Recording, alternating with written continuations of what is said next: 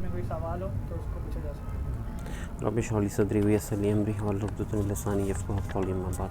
अस्सलामु अलैकुम वरहमतुल्लाहि वबरकातुहू। जैसे तबशीर भाई ने इसको इंट्रोड्यूस करवाया कि आज का जो टॉपिक है वो इंशाअल्लाह हमारे किस हवाले से होगा।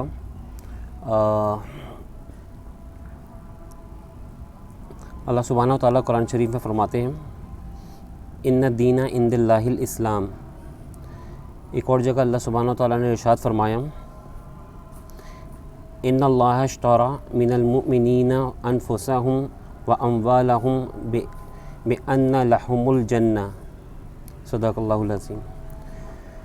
जैसे कि भी भाई ने अर्ज़ किया कि मुल्क की जो तारीख़ में कभी कहना चाहिए 75 साल के अंदर ऐसा नहीं हुआ, वो चीज़ हमने 9 मई को देखा। और 9 मई में जिस तरीके से आप सब जानते ही हैं, अगर मैं उसको बयान करूं दोबारा से, कि इमरान ख़ान की गिरफ़्तारी होती है और उसके बाद उनके जो सपोर्टर्स हैं और वो और इस्टेब्लिशमेंट कहना चाहिए या मुल्क की जो हिफाजती या अस्करी जो इदारे हैं उनके दरमियान में एक बहुत ही कहना चाहिए कि शदीद किस्म का हमने जो है वो क्लैश देखा। और ये क्लैश हमने जो है अपनी तारीख़ में कभी नहीं देखा था कि किस तरीके से वो जगहों के अंदर वो जगहें जिनके अंदर दाखिल होना नामुमकिनात में से एक था, उनके अंदर वो दाखिल हो गए और वहाँ पर ना सिर्फ तोड़ फोड़ का मामला भी नज़र आता है और जलाओ घिराव भी होता है। इसके साथ साथ हम देखते हैं कि ये चीज़ सिर्फ जो है दारुल हुकूमत तक महदूद नहीं होती, बल्कि मुल्क की दूसरी जो है वो शहरों तक ये चीज़ नज़र आती है। और हम देखते हैं कि कुछ शहरों के अंदर जो है फ़ौज की तैनाती कर दी जाती है। ये चीज़ सिर्फ यहाँ तक नहीं रुकती, बल्कि मोबाइल सर्विस इंटरनेट को बंद कर दिया जाता है। सोशल मीडिया, यानी इस वक्त जब हम लोग बैठ के बात कर रहे हैं, इस वक्त भी सोशल मीडिया और इंटरनेट काम नहीं कर रहा। तो ये जो चीज़ है ये कैसे इस तरीके से इतनी फैल गई, इसकी वजह से कई जो सवालात हैं जो हमारे जहनों में उठते हैं या माशरे के साथ जब हम इंटरेक्ट करते हैं या लोग आपस में जो एक दूसरे से बात कर रहे हैं, तो ये सवालात उनके जहनों में आ रहे हैं। उनमें से कुछ ऐसे सवालात हैं जिनको मैं यहाँ पर कोशिश करूँगा कि एड्रेस कर दूँ, और उनके अंदर कुछ चीज़ें और भी बयान होंगी, और फिर इंशाल्लाह फिर सवाल जवाब के अंदर बाकी जो सवालात होंगे, जो उठने वाले सवालात हैं, उस पर भी इंशाल्लाह फिर हम लोग गौर का ज़िक्र करेंगे। सबसे पहले जो अगर हम बात करें कि जी ये मामला जो है वो क्यों शुरू हुआ और ऐसा क्या गम व गुस्सा था, जो चीज़ हमें नज़र आती है, तो कहीं पर हमें कुछ पॉजिटिव चीज़ भी नज़र आती है। पॉजिटिव मैं इस सेंस में नहीं कह रहा जो तोड़ फोड़ से हवाले से, मैं देख रहा हूँ कि हमें नज़र आता है कि लोग जो हैं, ये आवाम जो है, वो इस मौजूदा निज़ाम से या इसकी जो हुकूमत है इसके साथ उसने बेजारी का ऐलान किया। एक लावा था जो कि हमें 9 मई को फटता हुआ नज़र आया। हमें नज़र आया कि उनकी जो पॉलिसी थी उनके वो ख़िलाफ़ खड़े हुए। अच्छा, अगर मैं पॉलिसी की बात करूं तो सिर्फ मैं अगर आपके सामने बयान करूं, जिसमें माशी पॉलिसी का मामला था, इसमें सिक्योरिटी का मामला था। आप सब जानते हैं कितने वाक़यात आप लोगों ने भी इस शहर जो है वो कराची के अंदर देखे हैं कि मोबाइल वगैरह स्नैचिंग के दौरान लोगों को जो है वो जहाँ भाग कर दिया। तो इस किस्म के सिक्योरिटी के मामलात, फिर हम देखते हैं कि जी माशी मामलात इतने सीवियर हो गए कि हमारे पास ग़िज़ा यानी कि कहना चाहिए खाने पीने की जो अशिया हैं, इसकी कीमतों में इतना इजाफ़ा हो गया कि लोगों की क़ुव्वत ख़रीद से बाहर हो गया और हुकूमत ने इस पर कुछ नहीं किया। हमें पता चलता है कि एक ज़रई मुल्क होने के बावजूद इसके ऊपर कोई पॉलिसी नहीं बनती। अगर मैं कहूँ कि लोगों की सिचुएशन का ये हाल है, तो आप इसका अंदाज़ा लगाएं। पिछले महीने रमज़ान का महीना गुज़रा बाबरकत, इसके पहले अशरे में सिर्फ राशन इकट्ठा करने में कराची के एक एरिए में 11 लोगों की जान चली गई। यानी कि ये रमज़ान के बाबरकत महीने की बात कर रहा हूँ कि लोगों के अंदर कितना शदीद गुस्सा होगा कि हम सब जो रोज़ा खोल रहे थे, ये ऐन उस वक्त हुआ था और कुछ लोगों को न्यूज़ मिली थी। मैं इस बात का यानी शायद इसलिए था कि इत्तेफाक से मैं उस रोड से गुजर रहा था, मुझे नहीं पता चला, लेकिन जब मैं रोज़ा खोल चुका था तो पता चला कि ये वाक़या हुआ। तो ये आप सोच सकते हैं कि लोगों की माशी हालात कितने बुरे हो गए। और खाने पीने की अशिया में तकरीबन, जो मैं पढ़ रहा था एक जगह पे, 35% इजाफ़ा हुआ है और ओवरऑल जो है वो 50 के करीब इजाफ़ा हुआ है, या इसके वाइस वर्सा ही कुछ इस तरीके की फ़िगर्स हैं। ये फ़िगर्स बहुत ज़्यादा हैं और हमें पता है कि किस वजह से, ये IMF की पॉलिसी की वजह से। तो लोग जो हैं वो बज़न क्यों नहीं हैं, हमें नज़र आया सारी बातें। हम देखते हैं इसी बाबरकत महीने के अंदर जब बैतुल मुक़द्दस के अंदर एक यहूदी वजूद जो नापाक यहूदी वजूद है वो चढ़ाई करता है और मुसलमानों को वहाँ पर शहीद करता है, उनकी इज़्ज़त पामाल करता है, तो मुस्लिम अफवाज जो कि बहादुर मुस्लिम अफवाज पाकिस्तान उनमें से एक है, वो कुछ नहीं करती। तो ये चीज़ें भी नज़र आती हैं। फिर हमारे जो कश्मीरी मुसलमान भाई हैं उनके ऊपर उस जुल्म सितम ये रमज़ान के महीने या इस पूरे टेन्योर में भी कभी कम नहीं होते हुए नज़र नहीं आया। ये भी वो चीज़ होती है। तो इस किस्म के बहुत से मामलात थे जो लोगों के दरमियान में पक रहे थे और वो फट पड़े। लेकिन ये जो फटे हैं, ये फटने के बाद उनका रुख जो ज़्यादा हुआ वो इस्टेब्लिशमेंट की तरफ हुआ, क्योंकि उन्होंने देखा कि वो इस मौजूदा हुकूमत के साथ एक अलाइंस बनाए हुए, तो वो उनका सारा गम गुस्सा वहाँ होता हुआ नज़र आया। तो इसकी वजूहात तो ये थी। लेकिन इसमें जो दूसरी बात जो सोचने वाली है, जो यहाँ पर लोगों से करने वाली है, वो ये वाली बात है कि जो वो लोग गम गुस्सा तो उन्होंने दिखाया, सही महसूस किया, लेकिन जो अल्टरनेटिव उन्होंने सोचा क्या वो सही था? उन्होंने जो अल्टरनेटिव सोचा वो एक शख्स के सोचा जो कि इमरान खान के नाम सोचा कि ये जो इमरान खान है ये वाहिद सलूशन है। और इस सलूशन को ना सिर्फ आवाम ने या उनके सपोर्टर्स ने लिया, बल्कि कुछ आर्म फोर्सेस की फैमिलीज़ ने भी या उनके लोअर रैंक्स ने भी इस बात को लिए, इस बात को महसूस किया, जिसके शवाहिद हमें जो है वो माजी में मिलते हैं। हमने इसको बात को देखा है। अगर हम इमरान खान के हवाले से बात करें तो क्या इमरान खान के दौर में ये तमाम मामलात नहीं थे? कश्मीर का सौदा अगर मैं आपसे कहूँ कि किसके दौर में हुआ, तो ये वेल नोन है कि कश्मीर का सौदा इमरान खान के दौर में हुआ। इमरान खान के दौर में सिर्फ कश्मीर का सौदा नहीं हुआ, बल्कि इसकी सारी प्लानिंग और कहना चाहिए इस पर अमल दरामद में हुकूमत का और इस्टेब्लिशमेंट का क्या रोल होना चाहिए, ये भी एक डिज़ाइन था पूरा, जिसको हामिद मीर ने अपने एक ट्वीट में भी बयान किया था। 5 मई 2023 को उम्मत में एक आर्टिकल लिखा जाता है जिसमें जो है ब्रिगेडियर आसिफ हारून साहब की एक आर्टिकल था इंग्लिश का, उसकी ट्रांसलेशन मौजूद है। उसमें वो बात को ज़िक्र करते हैं कि अमेरिका जब बाजवा और इमरान मिलने के लिए जाते हैं तो उनके साथ एक खुफिया मीटिंग में इस बात को बोला जाता है कि इंडिया कश्मीर में को ज़म कर लेगा और आपने अपने लोगों को कंट्रोल करना है। ये बात उस वक्त हुई। यह तो अब आप ये सोच सकते हैं कि कश्मीर का मामले पे अगर मौजूदा हुकूमत कुछ नहीं कर रही और जो सलूशन वो इमरान खान को रखते हैं, तो इमरान खान के दौर में तो असल बेसिकली गद्दारी हुई है, या गद्दारी का बहुत बड़ा जो कहना चाहिए ताज पहनाया जाए गद्दारी का, तो वो तो उनके दोनों के दौर में हुआ है, बाजवा इमरान के दौर में। इसी तरीके से जो IMF है, जिसकी वजह से हमारी माशी हालत इतनी बुरी हो गई है, तो ये IMF की जो माशी हालत में जो बुरी होने में सिर्फ इस हुकूमत का हाथ नहीं है, बल्कि अगर इमरान खान जिसको एक सोल्यूशन के तौर पे ले रहे हैं ये लोग, जो भी हमें 9 मई से लेकर अभी 11 मई तक जो है वो एक प्रोटेस्ट करते हुए नज़र आने आए लोग, या फिर वो लोग जो कि एस्टेब्लिशमेंट के अंदर हैं या लोअर रैंक्स में जो ऑफिसर्स हैं, उनको भी बात को सोचना चाहिए कि IMF से क्या डील इमरान खान ने नहीं की थी? क्या उसके दौर के अंदर सख्त शराइत नहीं हुए थे? क्या पेट्रोल के, क्या बिजली के, ये तमाम जो हैं वो अशिया इनकी कीमतों में इजाफा नहीं हुआ था?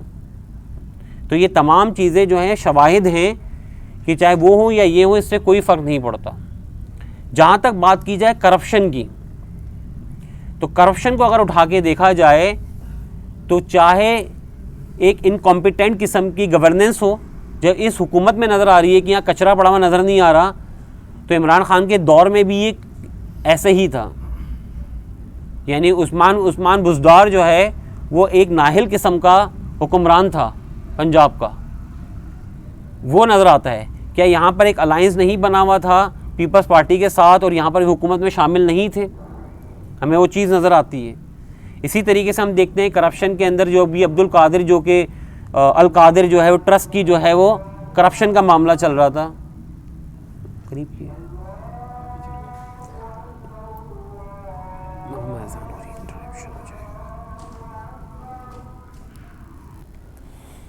बात कर रहा था मैं करप्शन के हवाले से। तो क्या इमरान खान के दौर में यानी कि क्या करप्शन नहीं हुई? यानी जो करप्शन जिसको बुनियाद बनाकर इमरान ख़ान की पहली कैंपेन भी चली और इमरान ख़ान ने बताया था करप्ट तरीन टोला जो है वो आकर हुक्मरानी कर रहा है, जो कि PDM के रूप में है।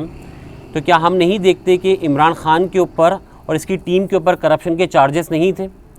क्या हम नहीं जानते जो पिंकी क्या नाम है क्या थी, वो गोगी था, जुल्फ़ी हैं, जहांगीर तरीन हैं, ये अलकादिर ट्रस्ट हैं, इस किस्म के कितने सारे करप्शन के केसेस मौजूद हैं। अभी मैं अखबार में पढ़ रहा था तो उसमें आ रहे थे शायद उनकी पूरी टीम के ख़िलाफ़ 250 के करीब केसेस खुल गए। ठीक है, वो एक हम जानते हैं कि जी ये मुखालफतन केसेस ज़रूर खुलते हैं, लेकिन क्या इन केसेस में सच्चाई नहीं, हक़ाइक़ नहीं है? यानी कि कहने का मकसद ये है कि वो सवाल जो जहनों में उठ रहा है कि लोग क्यों निकले, तो लोग तो निकले तब्दीली के लिए, लोगों में खैर था, लोग बेजार थे, लेकिन बेजार होने के बाद जिस चीज़ को वो सलूशन समझ रहे थे असल में वो भी तो एक प्रॉब्लम है, यानी कि वो दूसरा प्रॉब्लम है, प्रॉब्लम का दूसरा चेहरा है। और वो प्रॉब्लम जो इन लोगों में देख रहे हैं, जो कि मौजूदा हुकूमत है, जो उनका ऑल्टरनेट है यानी कि इमरान ख़ान, इसमें भी तो वही सेम प्रॉब्लम्स मौजूद हैं। तो हमें यहाँ नज़र आ रहा होता है कि ये जो सियासतदान हैं, चाहे वो हुकूमत में हो या अपोजिशन में हो, इनकी सियासत की जो बुनियाद होती है वो सिर्फ़ और सिर्फ मफाद होती है। जो कि आसिफ हारून साहब, जो ब्रिगेडियर आसिफ हारून है, जो अपना तज़किया करते हुए लिखते हैं, उसमें इस बात की वजाहत हो जाती है कि किस तरीके से बाजवा साहब को बाद में एक्सटेंशन मिल जाता है जब कश्मीर में गद्दारी कर देते हैं। तो ये चीज़ वाज़े होती चली जाती है कि ये हुक्मरान तबका, ये जो सियासतदान है, ये सियासत जो कर रहे हैं उनकी सिर्फ़ और सिर्फ बुनियाद अपने मफादात को पूरा करना है। मैं आपसे पूछता हूँ कि जो आज या 9 तारीख को अरेस्ट हुए लोग और उसके बाद उनको रिहा कर दिया गया, या इमरान ख़ान की पूरी मूवमेंट, या फिर पीपल्स पार्टी के भी एक वीडियो देख रहा था जो कि नारे लगाते हुए जाते खुशी का इजहार कर रहे थे। इसी तरीके से कई जगह पे केक काटे गए। क्या वो केक सिर्फ इसलिए काटे गए कि इमरान ख़ान को हमने जब पकड़ दिया तो अब जब हम लोग पाकिस्तान के मुसलमानों को जब रिलीफ देंगे तो बेहतरीन तरीके का रिलीफ देंगे जिसमें इमरान ख़ान रुकावट था, या ये सिर्फ एक सियासी कशमकश थी जिसमें उनका हरीफ हार गया और वो जीत गए? यानी इनकी सियासत का महवर और मरकज़ इस बुनियाद पे था कि हम किस तरीके से सिक्योरिटी को बेहतर कर सकते हैं, माशी हालात को बेहतर कर सकते हैं, किस तरीके से हम अवामुन नास को बेहतर तरीका दे सकते हैं। नहीं, इनकी सारी की सारी कशमकश की बुनियाद क्या थी कि किस तरीके से मैं इक़्तिदार में आ जाऊँ, मेरा इक़्तिदार या तो तूल पकड़ जाए, या किस तरीके से अगले आने वाले इलेक्शन में मुझे दोबारा इक़्तिदार मिल जाए। इसके अलावा कोई चीज़ इसमें नज़र नहीं आती। और इसके अंदर हमारे सियासतदान, हमारे जो है इस्टेब्लिशमेंट, हमारे जज हजरात, हमारी ब्यूरोक्रेसी, ये तमाम के तमाम एक प्लेयर के तौर पे रोल प्ले करते हैं, जो कि सारा मकसद अपनी ज़ाती मफाद होता है। दूसरी बात अगर मैं यहाँ पर रखूँ, जो एक सवाल के तौर पे उठता है कि क्या इस्टेब्लिशमेंट के लिए किसी सियासतदान को हटाना या किसी रूलर को हटाना इंतहाई मुश्किल हो जाता है? यानी 9 मई से लेकर अभी 11 मई हो गया, या फिर इसको और बढ़ा दें कि जब इमरान ख़ान को 2022 के अंदर हटाया, उसके बाद से लेकर पूरा 1 साल गुजर गया, ये मामला सेटल नहीं हो सक रहा। यानी इमरान ख़ान या इसके सपोर्टर इतनी ताकत रखते हैं कि हम जानते हैं वो जो इस्टेब्लिशमेंट है या फिर वो रूलिंग क्लास जो कि असल में रूलर्स हैं हमारे इस मुल्क के, क्या वो एक पार्टी को कंट्रोल नहीं कर सकते? क्या ये तारीख में पहली दफ़ा हुआ है? हमेशा अगर आप देखें तो ये बेसिकली अंदरूनी मामला होता है पाकिस्तान का, हुकूमतों में लाना, हुकूमतों से हटा देना, और ये मामलात बड़े खुश उसलूबी से हमारे इस्टेब्लिशमेंट करती आ रही है। जैसे कि इसकी एग्जाम्पल लेते हैं जी भुट्टो साहब से। भुट्टो साहब जो हैं वो एक बहुत मजबूत किस्म के सियासतदान थे। वो हैं इसलिए निकल गए कि इतनी दफा बोलते हैं भुट्टो जिंदा है, तो मैंने भी कह दिया शायद हैं। तो भुट्टो साहब को अगर देखें तो बड़ी सियासत में बड़े माने जानते हैं मंजे हुए, यानी आप उनके मुखालफीन से भी सुनेंगे तो बोलेंगे जी बड़े ही बेहतरीन सियासतदान, लेकिन मुखालफत अगर आप देखें 73 की रिफॉर्म्स, उनमें एक बहुत बड़ा किरदार था। खैर वो इस्लामी नहीं थी, बड़ा था। मैं आप बड़ा कहता हूँ या सब कुछ कहता हूँ तो इसका मतलब यहाँ पर सिर्फ ये नहीं हो रहा कि मैं उनकी अजीमत की बात कर रहा हूँ और बता रहा हूँ कि वो हक़ पर हैं। जैसे लोग लिखते हैं ना द ग्रेट अलेक्जेंडर, तो इसका मतलब है कोई अजीम नहीं हो जाता, वो भी कहते हैं उसने बड़ी फतूहात करी हैं। तो यहाँ पर उनको माना जाता है कि वो एक लीडर हैं, लीडर थे, उनका विजन था। जो भुट्टो साहब के हवाले से एक और बात मैं अगर करूँ, मैं उस वक्त शायद बहुत छोटी क्लास में था, 7-8 में था। तो एक शख्स से ऐसी बात हो रही थी, तो वो बताने लगा, वो मैट्रिक में था वो लड़का भी। तो उसने कहा कि मेरी दादी ने बताया, ये बात निकली थी अल्ताफ़ हुसैन के हवाले से। तो ऐसे ही हुआ था शायद, नहीं मुझे भी याद नहीं आ रहा, हकीकी वगैरह बनी थी और अल्ताफ़ हुसैन शायद यहाँ से लंदन वगैरह चले गए थे। तो ये हुआ कि बात यहाँ से ये बनी कि जी क्या अल्ताफ़ हुसैन को हटा दिया जाएगा। तो लोगों ने कहा नहीं, बड़ा खून खराबा होगा, इसको तो हटा ही नहीं सकते।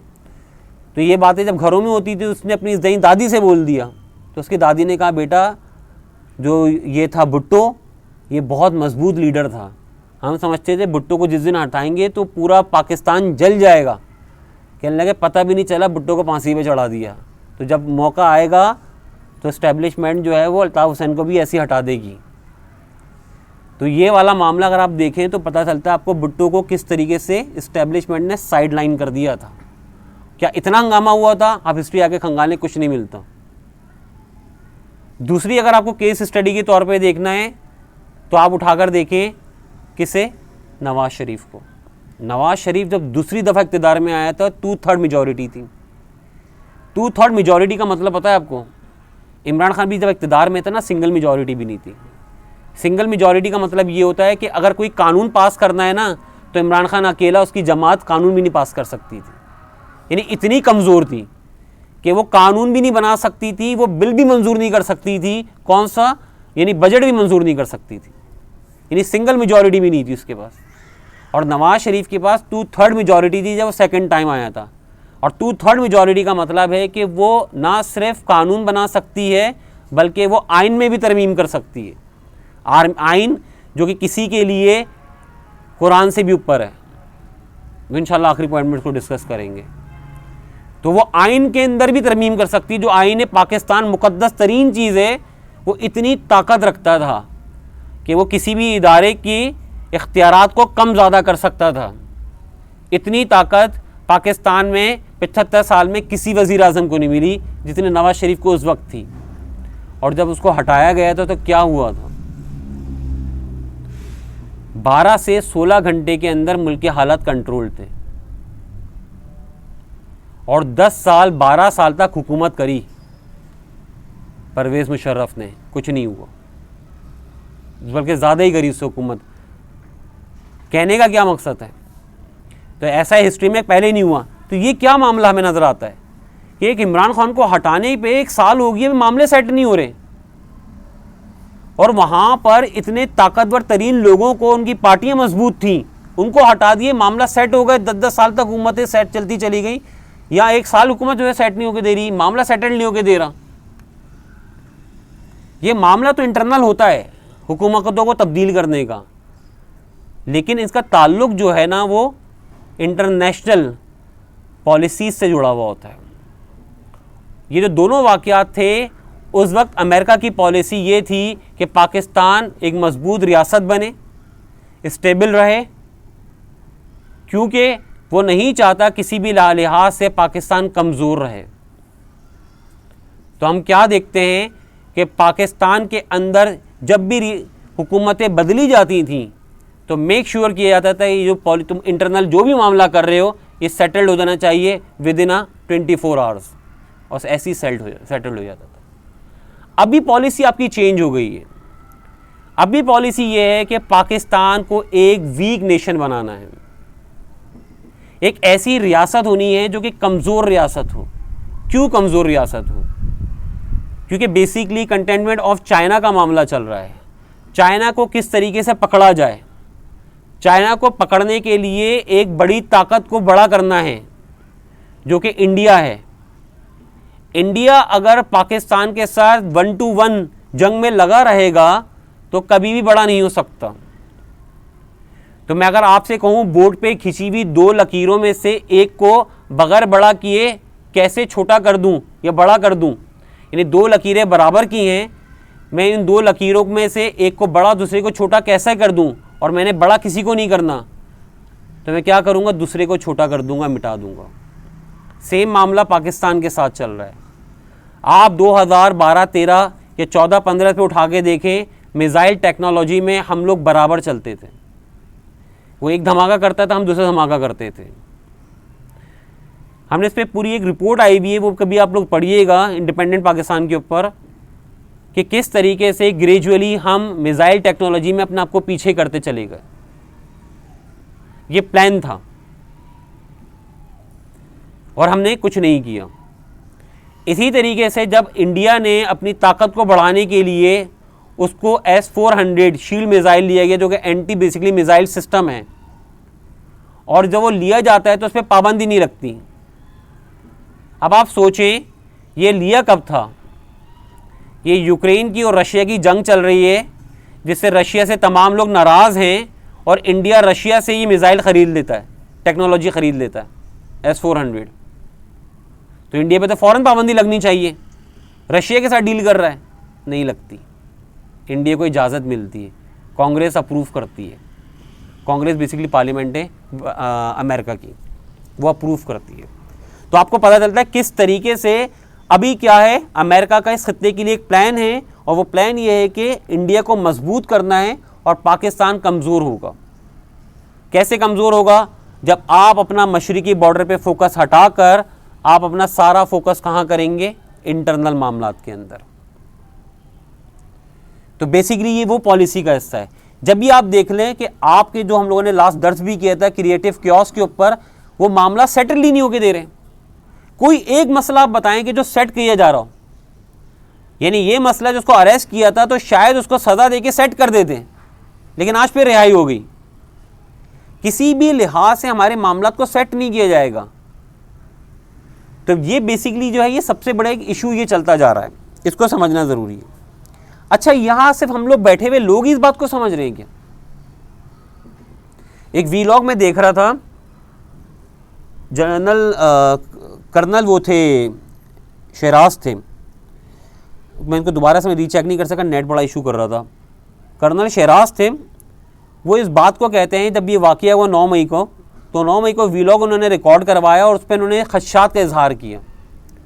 उन्होंने कहा कि जब इमरान खान के सपोर्टर निकले तो उन्होंने पार्लियामेंट को आग क्यों नहीं लगाई, सियासतदानों को कुछ नहीं क्यों नहीं कहा, बिलावल हाउस पे बिलावल का जो है वो घर क्यों नहीं जलाया, इन्होंने क्यों GHQ पे चढ़ाई कर दी, लाहौर कोर कमांडर पे क्यों चढ़ाई कर दी इन्होंने। जबकि अगर बोला जाए तो इस्टेब्लिशमेंट और मौजूदा हुकूमत दोनों बेसिकली पार्टी हैं, तो दोनों की चढ़ाई करते, सिर्फ हमारी चढ़ाई क्यों हुई। तो फिर उन्होंने कहा कि इंडिया बेसिकली एक नैरेटिव बिल्ड कर रहा था जो कि एंटी इस्टेब्लिशमेंट और एंटी आर्मी था। वो अपने एक्स आर्मी ऑफिसर्स के ज़रिए से नैरेटिव बिल्ड कर रहा था। आप लोगों ने सुना होगा मेजर गौरव को, वो बहुत एंटी बेसिकली जो है वो स्पीच देता है पाकिस्तान आर्मी के हवाले से। तो कहता है वो एंटी नैरेटिव बिल्ड कर रहा था, और ये नैरेटिव यहाँ पर बाय आउट हो रहा था। ये बाय आउट होने में हमें कब होता हुआ नज़र आया? जब हम देखते हैं इमरान खान को हटाया तो किस तरीके से आर्मी के ऊपर डायरेक्ट हमले शुरू हो गए। तो कहते हैं कि जब हमें ये बात महसूस हुई तो मैंने फिर कहा, एक साहब को उन्होंने और नाम लिया था, मैंने नाम उनको भूल गया, कहते हैं हम बाजवा साहब के पास पहुँचे कि इसका काउंटर नैरेटिव बिल्ड किया जाए, और बाजवा साहब ने इस पर कोई अमल नहीं किया। यानी कि ये पॉलिसी का हिस्सा है कि एक तसादुम बढ़ जाए अवाम और इस्टेब्लिशमेंट के दरमियान में, और इसको बढ़ोतरी दी जाए। किस तरीके से इसको बढ़ाया जाए, जो कि हमें कल 9 मई को नज़र आ गया। यानी वो चीज़ें रोकने के बजाय दरवाजे खुले हुए मिले, वो लोग उस जगह पे पहुंच गए जिस जगह पे पहुंचना नामुमकिन है। ये बात मैं मफरूज़ी की नहीं कर रहा। आप ये हैदरी की रोड से होते हुए चलें, आपको उल्टे हाथ पे, फिर आपको सीधे हाथ पे रेंजर्स के ऑफिसेस मिलेंगे। आप 2000 लोग लेके पहुंच जाएं, उस दरवाजे को क्रॉस करने की हिम्मत होगी? जितने भी मुश्तइल हों, नहीं है ना। और कोर कमांडर के घर के अंदर घुस सकता है कोई? और इन सब का बाप जो डिपार्टमेंट है GHQ, उसके अंदर कोई घुस सकता है? तो कहने का मकसद क्या है, ये जो इंतशार है ये पैसे नैरेटिव बिल्ड किया गया, फिर ये तमाम चीज़ों को हवा दी गई ताकि ऐसा माहौल बने कि अवाम और आर्मी आमने सामने खड़ी हो जाए। इससे होगा क्या, आर्मी की पाकिस्तान के अंदर मामलात में मदाखलत और बढ़ जाएगी। कैसे? जैसे हमने देखा सवाद ऑपरेशन में क्या होता है, जब आपकी आर्मी जाती है और हथियार डालकर आ जाती है कि हमारे मुसलमान भाई लड़े क्यों, हम क्यों लड़ने की जाए वजीरिस्तान, तो फिर क्या नैरेटिव बिल्ड होता है, ये तो वो लोग हैं जिनकी खतना नहीं हुई हुई, नॉन मुस्लिम हैं, ये तो वो लोग हैं जो कि पाक आर्मी की फ़ौजियों को अगवा करते हैं, उनकी सरों से फुटबॉल बनाकर खेलते हैं। ये नैरेटिव बिल्ड किया गया और फिर हमारी आर्मी ने वहाँ ऑपरेशन किया। तो यहाँ पर जब अगर अंदरूनी मामलात में इन्वॉल्व करना हो और इंडिया से नज़रें हटानी हो तो उसके लिए क्या चीज़ है, ये बेहतरीन मौक़ों में से एक मौका है। तो ये वो तमाम चीज़ें की जा रही हैं और सेटल नहीं होने दी जा रही ताकि एक फेल नेशन बने और हमारी आर्मी इन्वॉल्व रहे अपने इंटरनल मैटर्स के अंदर।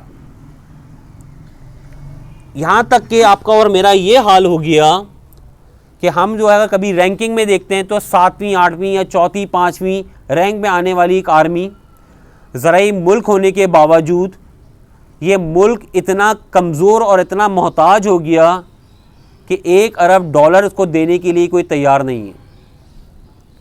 यानी फ़कीरों से भी बदतर तरीन हालत हो गई। ये प्लांटेड है। तो जो क्योस है बेसिकली, और ये तमाम चीज़ें हो क्यों गई, इतना गम और गुस्सा आ क्यों गया, इसके पीछे ये सारी वजूहात हैं। तो चेंज इनर है, इंटरनल मामला है, लेकिन जब हम एक्सटर्नल फ्रेमवर्क में देखते हैं तो हमें पता चलता है कि तमाम मामले को सेटल नहीं होने दिया जा रहा बल्कि इसको तूल दी जा रही है। अच्छा जी, अगर मैं बात करूं कि तीसरे पॉइंट की,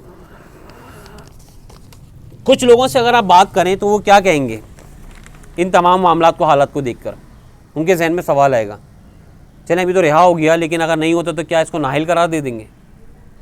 क्या इमरान खान को दोबारा पकड़ लिया जाएगा? क्या आगे जाके इमरजेंसी लग सकती है? क्या 14 तारीख को इलेक्शन होंगे? क्या इलेक्शन जो हैं वो अपने टाइम पे ही होंगे, पहले हुकूमत गिर जाएगी? ये सवालात आते हैं, यकीनन आते होंगे, आपके भी जहन में आते होंगे, मेरी भी जहन में आते हैं, जब लोगों से डिस्कशन करते हैं ज़रूर आते हैं।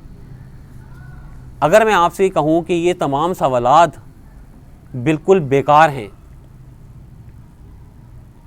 इनकी कोई हैसियत नहीं है, तो आप बोलेंगे कि आपने बात तो सही की है लेकिन रियलिटी तो ऐसी है। अब आप इन 2 पॉइंट, इन सारे सवालात को जो नाहेली और इसके हवाले से आ रहे हैं, इन 2 पॉइंट डिस्कस किए, इनके तनाजुर में होकर सोचें। हमने ऊपर बात करी कि सारी जो सियासत चल रही है मफाद की बुनियाद पे चल रही है।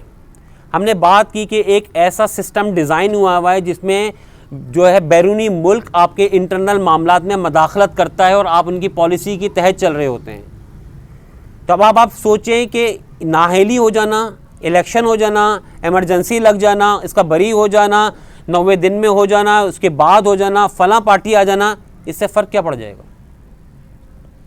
होगा क्या? बंदा बदल जाएगा, पार्टी बदल जाएगी, निज़ाम बदलेगा। जिस बंदे ने भी आना है वो उसने इस निज़ाम में रहते हुए काम करना है। क्या बाजवा जो है वो भुट्टो के दौर में भी मौजूद था क्या? नहीं। क्या नवाज शरीफ के दौर में भी था? जो जितनी सारी गद्दारियां होती चली जा रही थी, या IMF से कर्जे लिए जा रहे थे, हमारे माशी मामलात जो चल रहे थे, क्या उसमें सियासी जमातों के अंदर ये वाली सियासी जमात की क़यादत मौजूद थी? नहीं। तो इसका ये मतलब है कि कभी भी चेहरे की तब्दीली से हालात और मामलात नहीं तब्दील होंगे। ये वो डिस्कशंस हैं जो आप में और मेरे में डाली जाती हैं जानबूझ के। इसमें हमें उलझाया जाता है कि अब क्या होगा, अब क्या होगा, नेक्स्ट एपिसोड, और हम इंतज़ार करते रहते हैं। इस बात को समझना आपने और मैंने ज़रूरी है कि असल में प्रॉब्लम निज़ाम की है और इस वर्ल्ड ऑर्डर की है। इस वर्ल्ड ऑर्डर को जब तक इस्लामिक वर्ल्ड ऑर्डर से रिप्लेस नहीं करेंगे, जब तक मामलात नहीं दुरुस्त होंगे। यानी ये कभी भी मुमकिन नहीं हो सकता। अब जो शुरू में 2 मैंने आयतें पढ़ी थी, अगर मैं उसके बारे में बात करूं पहली जो आयत थी